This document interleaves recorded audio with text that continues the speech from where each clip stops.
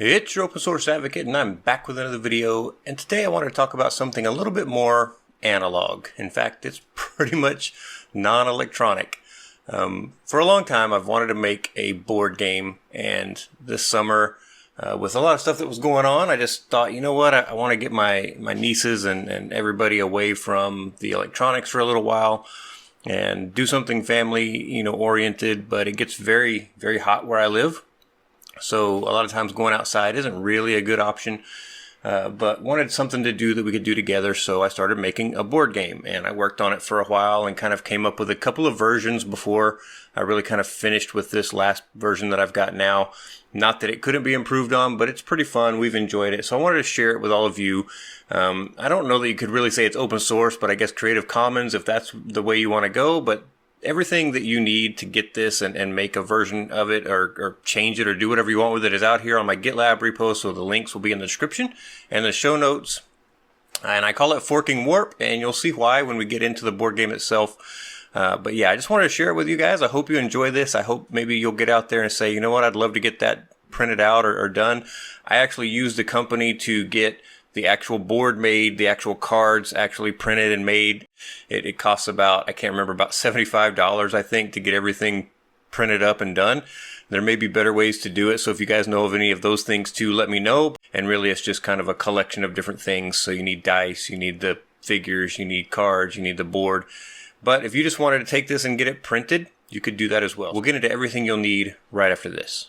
I want to say thank you to all of my subscribers and all of my patrons over at Patreon. Seriously, you guys make this so worth it for me to do these videos every week. I really, truly enjoy it, and I just can't say thank you enough. If you're enjoying these videos, subscribe. Let YouTube know that I'm doing a good job by subscribing to the channel. Plus, you'll get notified when I have new videos coming out. And finally, if you're enjoying what I'm doing, give it a like. Just click on that thumbs up, and that way YouTube knows that you like it, and they'll pass it along to other people that might enjoy my content as well. I really appreciate it. Thank you again. Let's get started. Like I said, I've put this out here on my GitLab. It's so that you guys can access it easily. It is public. It's easy for you to go look at this, take a look, see what you think, and you can actually add or change whatever you want to these cards. So the first thing I've got is the actual cards themselves. It's just an open source document file. You have to download it to see it, essentially, but it's really easy to get this. Now, you can just do a git clone. It'll pull everything down, including the images and all that kind of stuff that you need. So if you go into this repository, there's a good bit of stuff here that you have to pull down. So there's the cards, but then there's also the game board and layout itself. And for the game, I've basically used open source software to make this. Anyway, so I've got the XCF files plus the PNG version of each one. So basically I created an XCF and then I exported it as a PNG as well. But you can open this up in GIMP and edit it or change it, do whatever you want with it. And really the main layout is this one that says main layout. So when you click on this, it's an XCF file again. It will open up so that you can go and actually use that thing. But if you click on the PNG or the JPEG, and I did this as a JPEG because there's a lot of layers to this board. There's lots and lots and lots of layers because it's lots of little images put together to create this board. So I'm going to kind of scroll up, and I'll actually talk about the game itself because I'm sure that's the part you're more interested in anyways. But it's pretty straightforward. You have two different kind of dice. You have one that has 3 colors on opposite 6-side dice. Then you've got a dice that has the normal 1 through 6. You put all your players in start, and each person rolls, and that tells you how many spaces to go. You've got this pad that's blue for the cards. So if it's just a blank blue square, you pull a card, if that's where you land. If you get to this one that says roll, then you roll the dice that has the 3 colors on it, and depending on the color you get, tells you which direction you have to go. So at every intersection except for this one on this board, I have a roll square. So every time you come to an intersection, you have basically 3 different directions you can go, and you have to roll to figure out which way you have to go. So you could essentially come all the way here, you can roll, and you could get the red, and that means you head back to start all the way to start. When you get to start, you start again. So you go back this way, and you roll, and hopefully you get yellow or green. And if you get yellow, you go this way. And then you could get red, and you could go through here. And if you get yellow, you could go this way. And I know this seems like it's a little kind of the same distance, but there's some gotchas all the way around the board, and you'll probably notice those things. So that's the forking part. Every time you go to the roll, you get forking places where you have to turn. If you have to pull a blue card, most of them are not your friend, so that also can fork you if you're not careful. And then finally, these warp squares. So if you hit one of the black warps, you roll the 6-sided die, and you've got this 3, 4, 6, 2, 1, and 5. And these are the places that you would jump to. So you could land here and you could roll a 3 and you would warp over to this space. If you land here and you rolled a 5, you would warp back to this space. So this game has lots of places where you can falter depending on where you land and what you roll. There's a lot of chance involved in this game. As we've played it, we've had a blast, and one of the things that you find is somebody will get over here to where you're actually going to get close to the end, and they will land here, and suddenly they are headed back over here to start. Or they land on something where you have to pull a card on one of these blue squares, and they're headed back to start. I've seen people get that far and head back to start 2 or 3 times and still win the game because everybody else just gets caught in these little traps that are just random chance.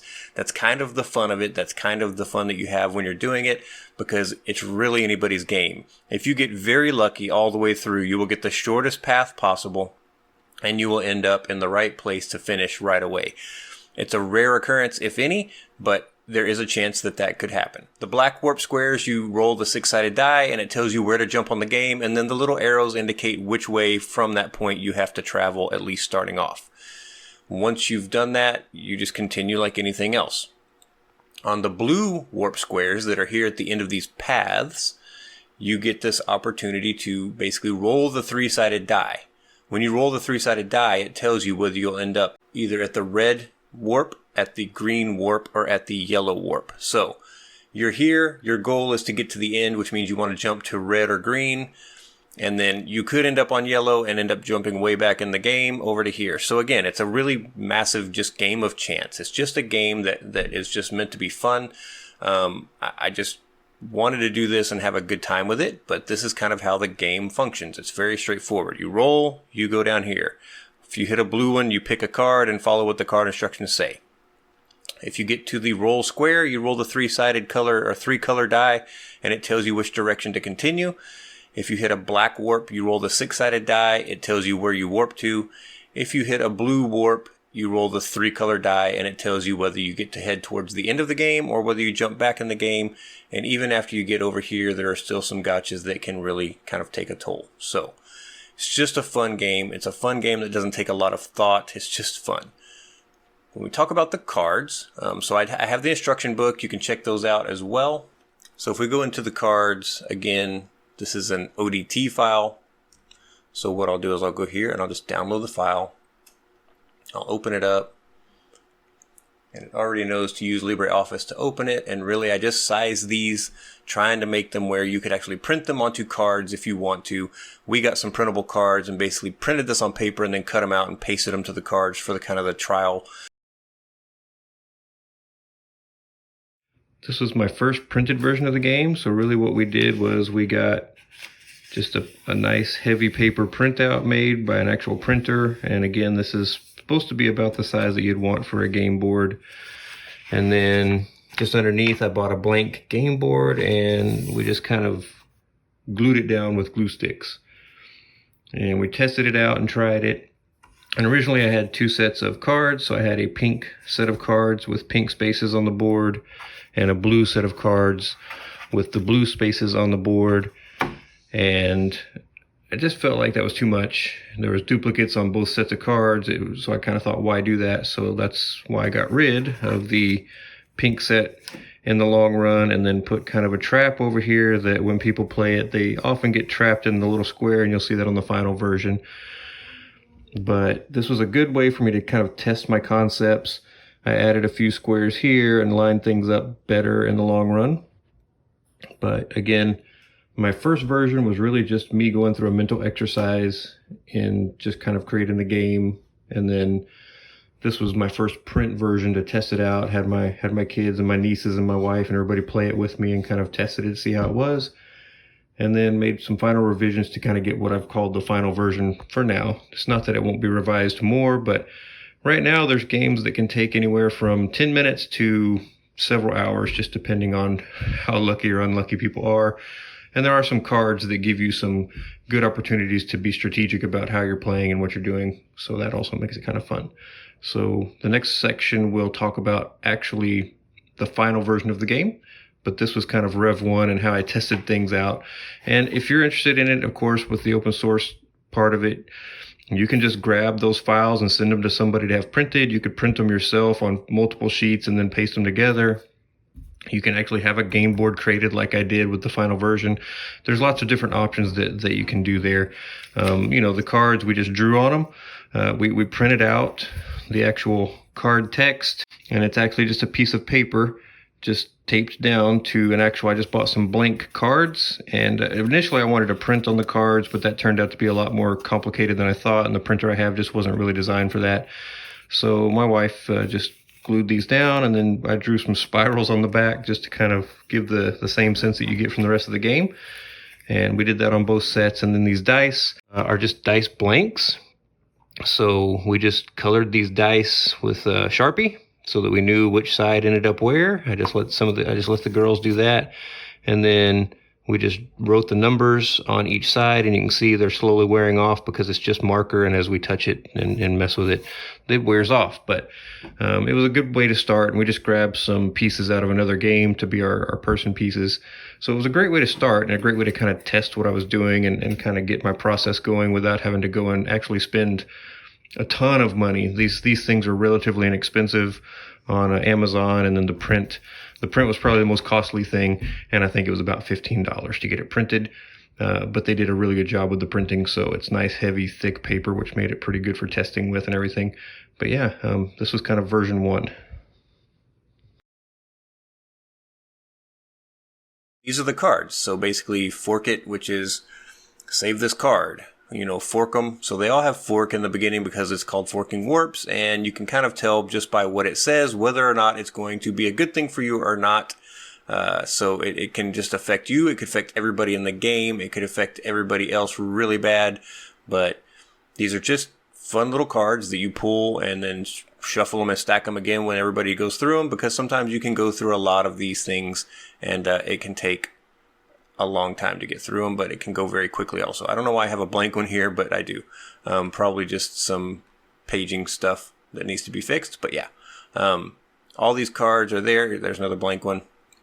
But yeah, they should all be ready for you. I think there's 25 cards. I can't remember exactly, but there should be a total of 25. And I'll make sure this is an updated repo too, because I don't know if I've updated it with the latest stuff, but it's pretty close.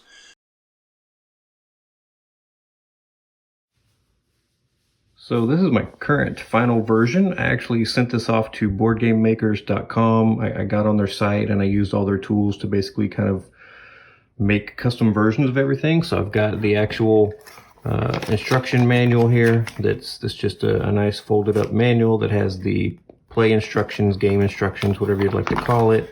A little bit about what the squares and colors mean. And then it flips over as you keep going, just to kind of understand how the game is played, of course.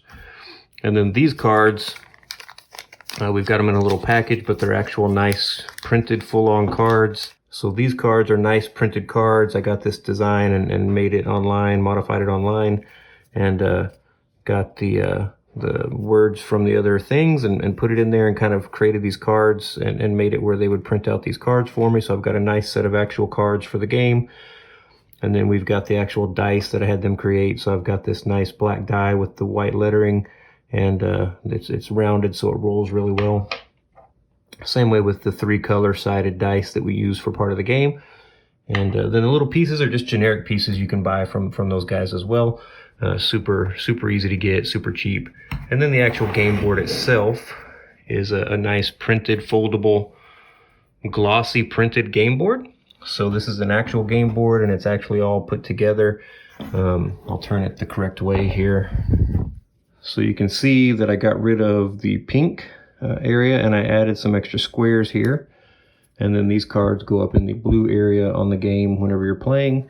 And then we play with a rule, just our own rule, that the dice have to land on the board in order for the roll to be valid. And of course, your players just sit here at start until you're ready to start the game. And you can play, in this case, we have 6 pieces, so we can play up to 6 people on the game. It's fairly simple. You roll the black die and you move your player the number of spaces it says. If you end up landing on a blue space, you have to take a blue card and do whatever it says. And there's some good cards and some not so good cards. Most of them I would say are more not so good, but there's a few that are good cards that give you some strategic opportunities during the game. Now we play that you have to roll the exact number of spaces you need to get into the end. You can't have 7 if you only need 3, or you can't have 7. You can't have 6 if you just need a 3. If you just need 3 spaces, you need to roll a 3 or less, basically. And then there's some gotchas right here at the end that can really affect the game. So we've had games go on for several hours, and we've had games that end really quick. And I've had people who get sent back to start multiple times when they're way up here in the game, and they still end up winning. So it's quite a bit of fun. We have a lot of fun with it. It's kind of mindless. There's a little bit of strategy to it, but it's great. We enjoy it. So this is kind of the quote-unquote final version right now.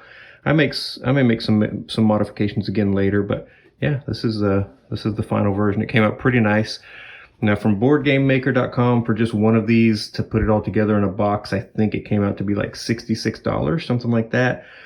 I tried to figure out how to share that. I really can't. I don't think they have the tools to really let me just give you a link so you can go order that, unfortunately. But I'd be happy to help anybody who wants to. Maybe if you thought, hey, I'd like to buy that, or just get it pre-printed and done, ready to go.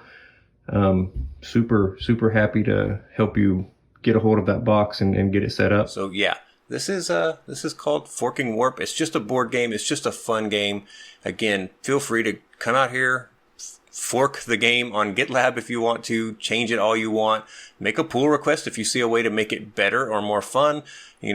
Just anything you want to do. I'm willing to let this grow and become something really great, because I like board games and I love spending some time with my family away from the computers as much as I do when we're playing games together on the computers.